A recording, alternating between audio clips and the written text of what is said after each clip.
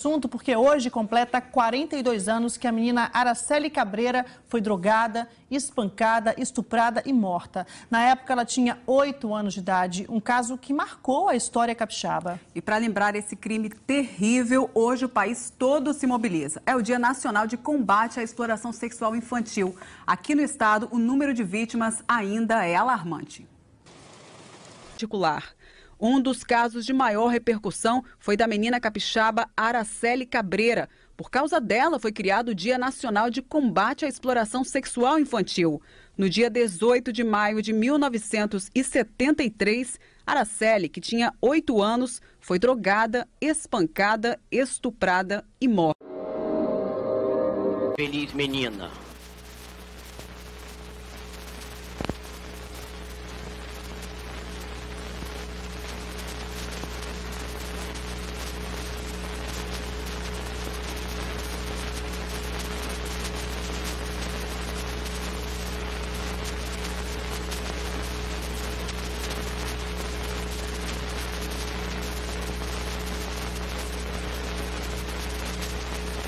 O doutor promotor de justiça em exercício aqui nessa vara, doutor Bomar Bermudes, ofereceu denúncia contra o senhor, contra Dante Brito Michelini e Dante de Barros Michelini, pelos seguintes fatos. No dia 18 de maio, continua o promotor, Paulo Elal dirigiu-se para o ponto de ônibus em companhia de Marisley no Mustang branco. Marisley desceu e disse a Araceli que o tio Paulinho a chamava para levá-la em casa. Segundo Marisley, Araceli saiu correndo e entrou no carro. Os dois lhe disseram adeus. Mais tarde, no mesmo dia, Araceli foi vista por Almerinda dos Santos Pereira, cozinheira do bar franciscano, que pertence à família Michelini.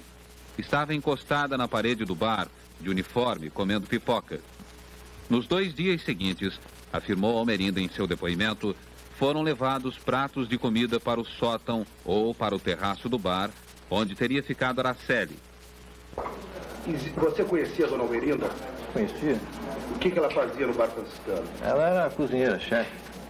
E ela prestou depoimentos dizendo que via dona Lola Araceli lá. Eu nunca vi nem dona Lola, nem Araceli lá no bar franciscano.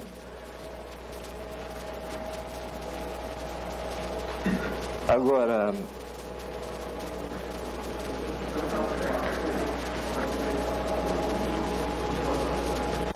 ela diz que a Araceli esteve lá no sótão durante vários dias. Bom. Que ela que levava a comida para a Araceli. Certo. O sótão... Não, deixa eu interromper, que não é certo, não. Ela diz em um depoimento que ela levava, em outro depoimento ela diz que era uma moça chamada Tânia que levava. Não, mas São 2 pessoas que levavam, segundo Dona Almerinda. Você ia aí, então. Ela afirmou que viu a Araceli lá. Que levava... Não, ela disse que a Araceli estava lá. Ela disse que 2 pessoas levavam. Ela disse, no seu primeiro depoimento, que Tânia levava, uma funcionária. E no seu segundo depoimento, ela já constatou que ela levava. Bom, mas porque aí ela descobriu que Tânia não estava no franciscano, não trabalhava no franciscano nessa época. E algum tempo depois, diz a cozinheira, ela mesma foi ameaçada por Dantinho Michelini. Segundo este, a polícia mataria Almerinda ou qualquer pessoa que fizesse algum comentário a respeito daqueles fatos. Almerinda assegura que em muitas ocasiões anteriores vira Paulo Elal e Dantinho juntos com grupos de rapazes ingerindo tóxicos. Depois saíam como doidos, fazendo com que o carro trepasse sobre as calçadas, quase desgovernado. Quando ela declara que com Paulo Elal, no interior do franciscano, fumando muito, e entrar no meu carro e sair feito um louco, trepando nas calçadas, onde ela trabalhava era na cozinha. Da cozinha não se havia visto o salão. Nesse salão, que era iluminado por luzes negras, era escuro. E que, quanto às calçadas que eu trepava, naquela época não existia em Camburi. O caso policial do Espírito Santo. O assunto vira notícia nacional. Começam as apurações. São tomados depoimentos, surgem contradições e falta de provas. Nos jornais, quilômetros de linhas são escritas sobre o caso Araceli, mas as dúvidas são muitas. Dante Barros Michelini, de 52 anos, seu filho Dantinho, 23, e Paulo Elau, de 27, são os acusados pela morte, rapto, indução ao tóxico e ocultação do corpo da menina. Segundo a polícia, Araceli foi sequestrada por Paulo Elau na saída da escola e levada para este restaurante da família Michelini. Aqui, a menina teria ficado presa há alguns dias no sótão, sendo drogada e violentada por Elau e Dantinho, com a conivência do pai deste. Por causa do excesso de drogas, Araceli entrou em coma e foi levada para um hospital, onde já chegou morta. Depois, ainda dentro desta versão da polícia, Elau, Dante e Dantinho resolveram jogar o corpo num terreno perto do hospital e desfigurá-lo com ácido para dificultar a identificação.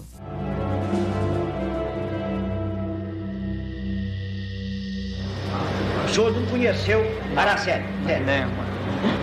Nem o pai? Não. O Paulo Elau, uma pessoa com bastante cultura, uma formação educacional que o comum dos jovens da época dele não tinha, não. E ele sabia se conduzir, tinha educação. Ele não era um tolo.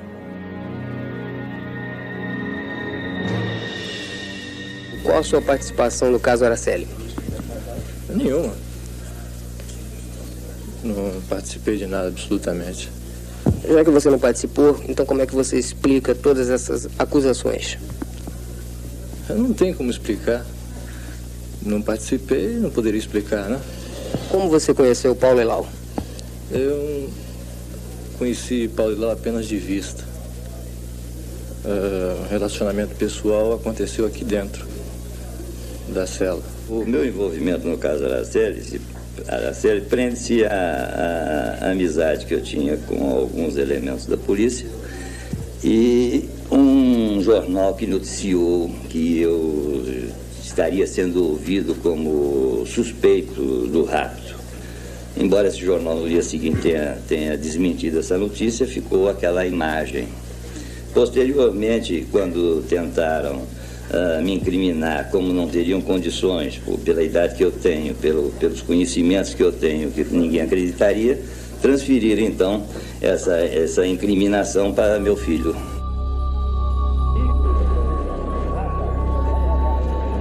Os três acusados pertencem a duas das mais conhecidas famílias do Espírito Santo. Os Michelini estão entre os maiores proprietários de terras do estado, com interesses também na indústria e no comércio. Bem, eu posso lhe garantir que nem conheci a Boca Negra e nem gastei nada.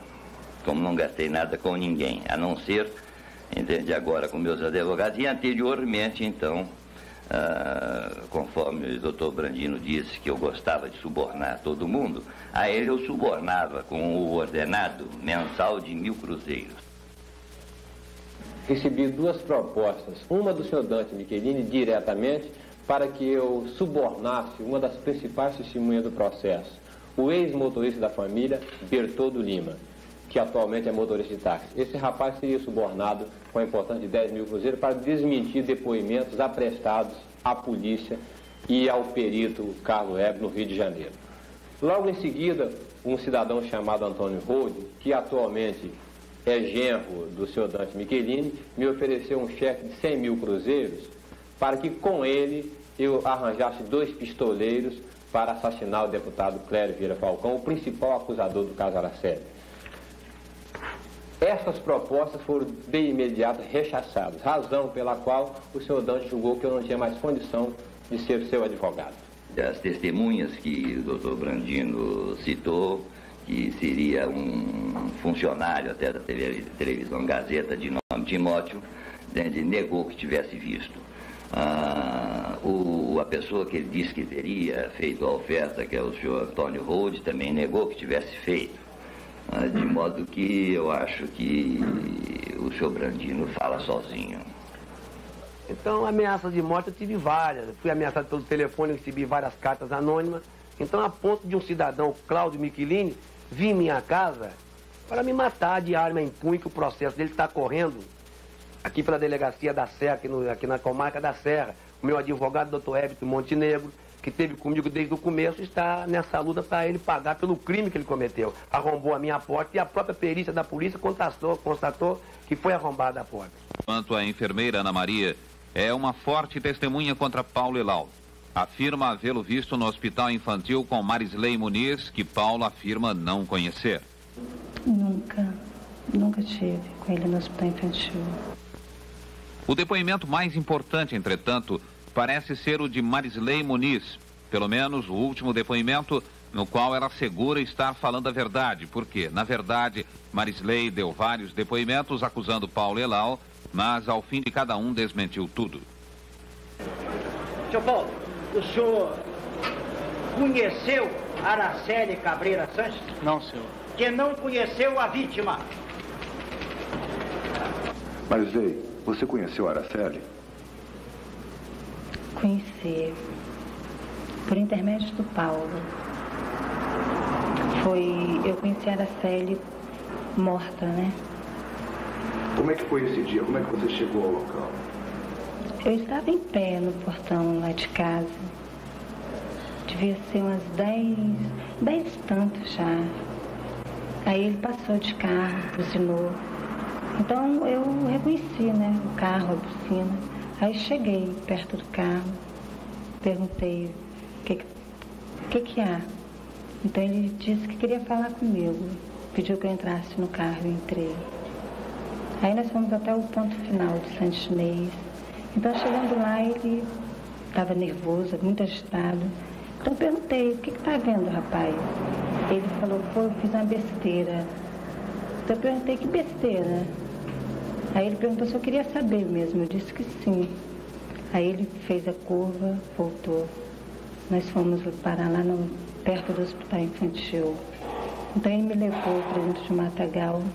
E lá dentro ele estava com a lanterna na mão. Então ele foi, clareou o corpo da menina. Foi onde eu vi a menininha morta. Mas eu só fiquei sabendo que tratava de Araceli depois, porque ele não havia mencionado o nome. Não conhecia, como é que eu vou ver? Eu não a conhecia. Quando acenderam a luz da sala lá, o senhor não reconheceu a Marisley? O senhor nunca a tinha visto antes? Não, nunca tinha visto. Logo após veio a cariação. Eu entrei dentro da sala, ou melhor, me levaram, né, até a sala onde ele se encontrava. Chegando lá dentro dessa sala, ele estava sentado. Aí o capitão Guilherme me perguntou se era aquele. É esse o Paulo Elau que você conhece? Eu disse que sim, que era ele mesmo. Então depois que ele me fez essa pergunta, ele chegou, deu um trompaço ainda no Paulo. Perguntou, como é que é, rapaz? A menina está dizendo que te conhece. Ele, essa menina é louca, eu nunca vi essa menina, eu não conheço essa menina. Então eu ainda olhei para ele e disse, rapaz, você é um artista. Então nos deixaram a sós. Quando nós ficamos a sós, tinha uma fotografia em cima da mesa, ao lado dele. Então ele olhou para mim, olhou para a foto e me disse, menino, você acha que eu teria coragem de fazer uma coisa dessa, uma monstruosidade dessa, com a menininha como essa? Pô, eu tenho sobrinha, tenho irmãs, tenho parentes. Eu acho que se eu tivesse que fazer, eu faria com uma, né, um dos meus parentes, uma das minhas sobrinhas, não com essa menininha. Eu falei, rapaz, pelo amor de Deus, você fala logo, que eu já estou cansada, já tenho uma par de dia que eu estou aqui dentro, já não aguento mais isso. Fez um gesto, né, com a mão, apontou um fio que se encontrava no chão. Aí eu olhei, mas nem me toquei, não entendi na hora o que ele quis dizer com aquele gesto. Aí eu olhei para o fio, então ele fez um gesto com a mão de ameaça. Aí de repente eu senti medo ali diante dele, estava sozinha. Então eu disse que era mentira minha, que o Paulo Elau que eu conhecia não era ele, era um outro. Desmenti por medo. O que acontecerá com Paulo, Dantinho e Dante? Na denúncia que ofereceu contra os três, o promotor acusa Dantinho e Paulo dos seguintes crimes: rapto com emprego de violência da qual resulta morte, punível com prisão de 8 a 20 anos.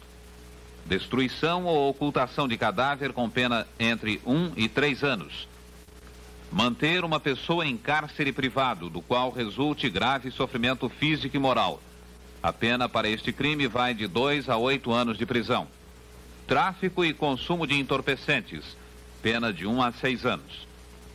As penas poderão ser ainda maiores se admitidas as agravantes alegadas pelo promotor. Motivo torpe, emprego de meio cruel, o fato de ser crime contra uma criança e de assegurar a impunidade dos criminosos. Dante de Barros Michelini é acusado do crime de manter Araceli em cárcere privado e pode ser punido com prisão de 2 a 8 anos, pelo menos. Serão mesmo eles os assassinos? O perito Carlos Éboli, já falecido, mas responsável por uma das muitas reviravoltas sofridas pela história, tinha opiniões claras e definitivas sobre a história toda. O crime, disse Éboli à Comissão Parlamentar de Inquérito, não foi cometido por uma pessoa só. As pessoas que o cometeram eram de inteligência média para cima, tinham recursos para manter o corpo da vítima oculto durante muito tempo e para dificultar o trabalho posterior da polícia. Tinham recursos também para obter ácidos e com eles desfigurar a vítima. Tinham recursos para obter uma mala e um automóvel para transportar o corpo. Nos últimos dias, a promotoria anunciou haver conseguido mais uma e talvez definitiva prova contra Paulo Elau. Seria o testemunho de 3 funcionários de uma oficina mecânica para onde Paulo levou seu Mustang branco na época do crime. Segundo os depoimentos, no carro havia manchas de sangue, gaze, álcool e cabelos longos e um mau cheiro muito forte. Na semana passada, o Tribunal de Justiça do Espírito Santo concedeu habeas corpus a Dante e Dantinho Michelini para que respondam em liberdade ao processo. Poucas semanas, Paulo Elau já fora libertado por medida idêntica. O Paulo Elau foi solto. Você acha que isso vai dificultar a apuração da verdade? Que você possa sofrer pressões? Eu acho que a verdade já está apurada. É ele mesmo. E tudo bem. Eu o considero o assassino de Araceli. Só a justiça tem condições de pôr um ponto final na triste história de Araceli. Uma menina bonita, cujo nome queria dizer altar celeste ou pedra celeste. Araceli já não pode pedir justiça, mas ela terá de ser feita.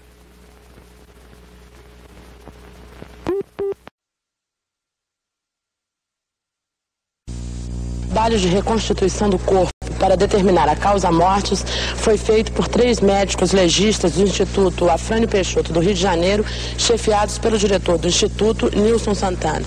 Chegou-se mais à conclusão, através das pesquisas, que ela foi submetida a uma intoxicação exógena por barbitúrico.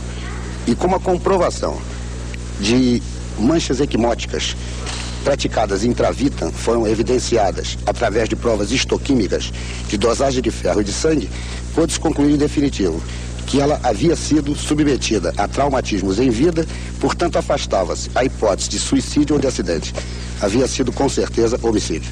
Esse laudo está inserido nos autos num processo que está em curso na Justiça do Espírito Santo. Esse trabalho pode ser aplicado a outros casos? A finalidade de nós apresentarmos num congresso de criminalística foi justamente esse. A finalidade foi essa. Foi nós incentivarmos a pesquisa nesse setor. Novas técnicas poderão ser empreendidas daqui para frente, baseadas nessas, e nós teremos a possibilidade de esclarecimento, talvez, de muito maior número de crimes do que temos conseguido até agora. O 4º Congresso Nacional de Criminalística vai até sábado. Jornal Nacional, Brasília. Em Vitória, no Espírito Santo, a Justiça condenou hoje os assassinos da menina Araceli. Araceli Cabreira Crespo, de 8 anos, foi raptada e assassinada no dia 18 de maio de 73.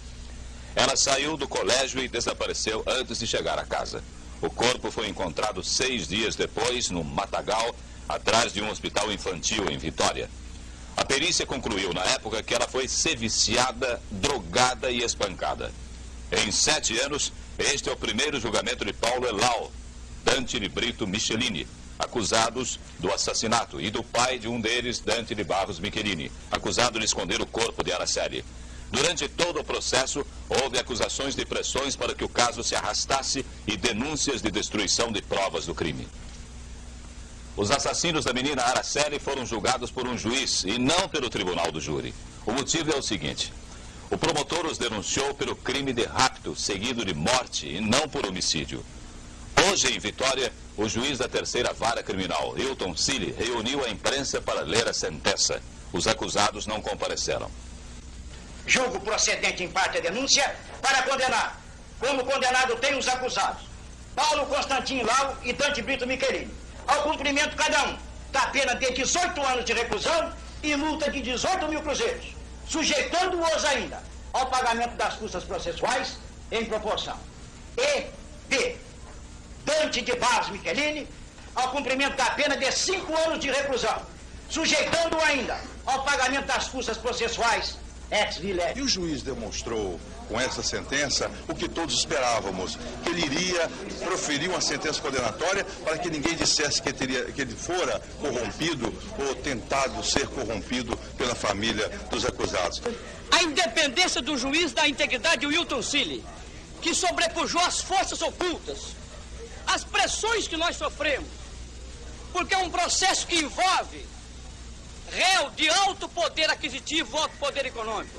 Foi a vitória de tudo isso sobre o poder econômico. Ainda existem homens nesse Brasil, ainda existe gente que tem confiança na justiça.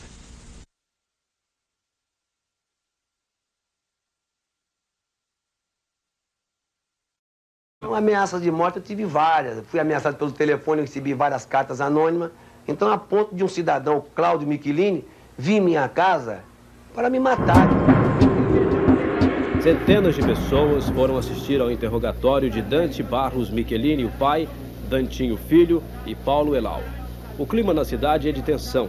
Por isto, o juiz da 3ª Vara Criminal, Hilton Cili, pediu que o policiamento no fórum fosse reforçado. O interrogatório começou com 1 hora de atraso e teve que ser interrompido várias vezes pelo juiz, que pedia silêncio. O primeiro a depor foi Paulo Elau. O senhor conheceu Araceli Cabreira Sanches? Não, senhor. O senhor conhece, seu Paulo, o outro acusado, Dante de Brito Michelini, o Dantinho? Não, eu conheço a família Michelini de nome, conhecia de nome a família Michelini. Sim. Agora ele não conhece. Ela preparava a comida que seria dada a uma pessoa doente que se encontraria no sótão do franciscano. O senhor conheceu a vítima Araceli Cabreira Sanches? Não. Em Vitória, no Espírito Santo, a justiça condenou hoje os assassinos da menina Araceli. Julgo procedente em parte a denúncia para condenar. Como condenado tem os acusados Paulo Constantino Lau e Dante Brito Michelini, ao cumprimento cada um da pena de 18 anos de reclusão e multa de 18 mil cruzeiros, sujeitando-os ainda ao pagamento das custas processuais em proporção. E B. Dante de Barros Michelini, ao cumprimento da pena de 5 anos de reclusão. Doutor Cili, por que o senhor condenou os réus? Provada a materialidade e a autoria, através não só da farta prova testemunhal, mas também, sobretudo, da prova indiciária, que é chamada prova artificial indireta ou circunstancial. Baseado em indícios? Baseado em indícios veementes, graves, sérios, em perfeita sintonia de causa e efeito com o fato principal. E no caso de recurso pela defesa, o senhor acredita que o tribunal manterá a sentença? Bem, isso, cada cabeça uma sentença. Lá é um outro juízo. E pela Lei Orgânica da Magistratura Nacional, nenhum juiz pode manifestar a sua opinião sobre qualquer processo pendente de julgamento seu ou de um colega qualquer.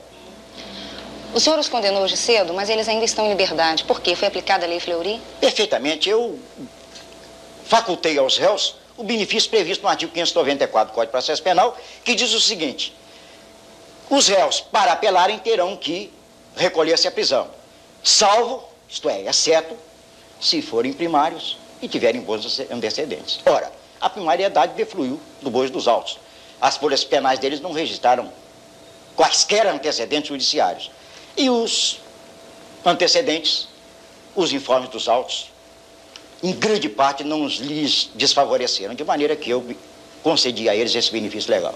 Uma pergunta que está todo mundo fazendo é por que um crime tão bárbaro foi julgado em juízo singular e não por um júri popular? Pelo seguinte, porque ele foi denunciado, os réus foram denunciados como incurso nas sanções previstas no artigo 219, combinado com 222, 223, parágrafo único, 224, letra A, e 226, inciso 1º. Isso quer dizer o seguinte, o crime de rapto qualificado pelo resultado morte. Então, esse delito é da natureza, é da competência do juiz singular e não do Tribunal Popular do Júri, porque o rapto foi para fins de libidinagem, satisfazerem a concupiscência, de maneira que, nesse caso, a competência do juiz singular, juiz togado, juiz de direito, e não do Tribunal Popular do Júri. Agora, se eles tivessem, digamos, ceifado a vida da vítima, para depois, então, satisfazerem a sua concupiscência, praticarem com ela atos de libidinagem, que, segundo Nelson Hungria, só um sádico faria, aí sim, a competência seria do Tribunal Popular do Júri. Seria um crime doloso contra a vida.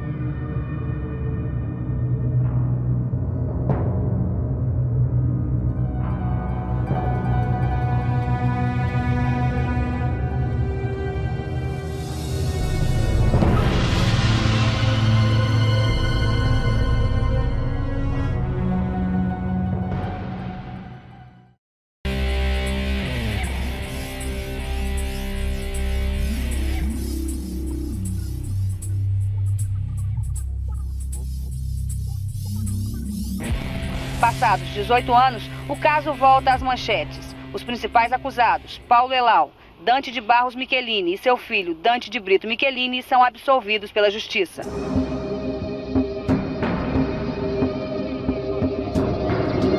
A sentença tem 747 páginas e o juiz concluiu que absolveu os três por não existir nos autos prova alguma contra os acusados. Dr. Paulo Copolilo não quis gravar entrevistas por motivos de segurança. Ele explicou reservadamente que levou 4 anos estudando o processo e escrevendo a sentença. O juiz explicou para a imprensa que Araceli provavelmente foi vítima de um crime sexual simples, no qual usaram uma provável dose excessiva de barbitúrico. Estes 29 volumes sobre o assassinato da menor Araceli poderão ser arquivados caso nenhum membro do Ministério Público recorra ao Tribunal de Justiça contra a sentença de Dr. Copolilo.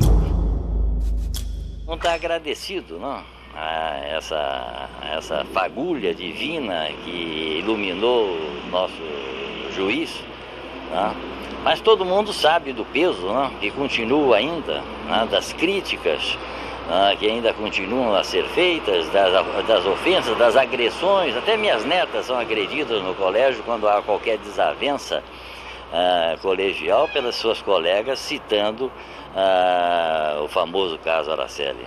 Nos últimos 18 anos, o caso Araceli foi a pedra no sapato da polícia e da Justiça do Espírito Santo. A opinião pública sempre acompanhou tudo muito de perto e com muito interesse. A imprensa também teve papel marcante. Mas apesar de tudo que foi escrito, de tudo que foi dito e da recente decisão da Justiça de absolver os principais acusados, 2 dúvidas ainda ficam no ar. Quem matou Araceli e por que matou? Breira Crespo desapareceu no dia 18 de maio de 1973, depois que saiu da escola São Pedro, na Praia do Suá, às 4h10 da tarde. Ela foi encontrada 6 dias depois. Estava morta e com o corpo em decomposição nesse matagal ao lado do Hospital Infantil, na Praia do Canto. Começava aí o mais misterioso crime já praticado no Espírito Santo. O assassinato de Araceli teve ingredientes que chocaram todo o país. Era uma criança com menos de 9 anos que cursava o primário e foi morta por asfixia mecânica feita pela mão do assassino. Os principais suspeitos eram de 2 famílias ricas e tradicionais aqui no Espírito Santo. O crime virou um livro e a investigação se transformou num processo de 35 volumes e 8.000 páginas. O processo teve idas e voltas. Mais de 300 testemunhas foram ouvidas. Os principais suspeitos apontados pela polícia foram os comerciantes Paulo Constantin Elau, Dante Brito Michelini e o pai dele, Dante Barros Michelini. Eles chegaram a ser presos em 1977. Em 1980 foram condenados. A sentença foi anulada pelo Tribunal de Justiça e o processo passou para o juiz Paulo Copolillo. Ele gastou 5 anos para estudar o processo, escreveu uma sentença de 700 páginas e absolveu os acusados por falta de provas. Dante de Barros Michelini diz que nem conheceu Araceli e que foi vítima de autoridades públicas que se autopromoveram. Aí houve o interesse de pessoas, né, em que não fosse investigado a realidade, aprofundado os depoimentos que já tinha, e sim manter nós na onda, porque assim livrava a responsabilidade de outros prováveis culpados. O senhor disse que nunca viu a menina Araceli e nem o filho do senhor conhecia também. Por que a família do senhor sempre esteve ligada a esse caso? Bem, nem eu, nem meu filho conhecíamos nem Araceli, nem a mãe de Araceli, nem o pai, nem parente, nem coisa nenhuma. Nós fomos ligados por uma notícia que houve num jornal da cidade, de um foca que, por brincadeira de outros colegas, noticiou uma notícia de que eu estaria sendo ouvido no desaparecimento da menina. Aos 20 anos, o caso está para ser arquivado. Não haverá mais punição, nem mesmo que o culpado confesse. Sim, era um trajeto que a gente fazia para encurtar o caminho para ir numa padaria, uma coisa assim, né? E tinha muito mato. Aí para chegar até aqui eu fui seguir os urubus, né? Tinha muitos urubus, então eu vim verificar o que era. Foi quando eu me deparei com o corpo da adolescente. Assim, antes de eu achar o corpo da adolescente, eu me encontrava no bar do finado Seu Altamiro, que era ali na esquina da Cesilau. Então tinha uns policiais com a foto dela, ela abraçada com o pastor alemão, a menina muito linda. Ela tinha um sinalzinho no rosto, a menina linda mesmo. E eu até falei comigo mesmo, pô, quem dera que eu achasse essa menina. E acabou que mais tarde eu achei o corpo dela, entendeu? E só tinha os braços e as pernas, que ainda dava para identificar, porque o crânio já não tinha carne nenhuma, tinha uma moita de cabelo ao lado, só pele, né? Os urubus já tinham devorado a maior parte do corpo. A princípio não, eu não acreditei. Mas depois foi descoberto que era o corpo da adolescente. Ela estava limpo, só tinha o corpo dela ali naquele local.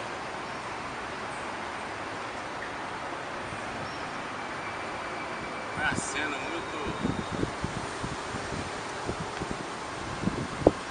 É difícil de esquecer, né? Parece que eu estou vendo o momento em que eu encontrei ela. No local. Mas quantos homens não mataram mulheres porque apostaram na impunidade? Em maio de 1973, em Vitória, no Espírito Santo, a menina Araceli Crespo, de apenas 8 anos, foi encontrada morta, quase desfigurada. Araceli tinha sido drogada e se viciada barbaramente. Os acusados do crime, os milionários Paulo Elau, Dante de Barros Michelini e o filho dele, o Dantinho, foram absolvidos. Testemunhas essenciais ao esclarecimento do caso morreram em circunstâncias sempre suspeitas.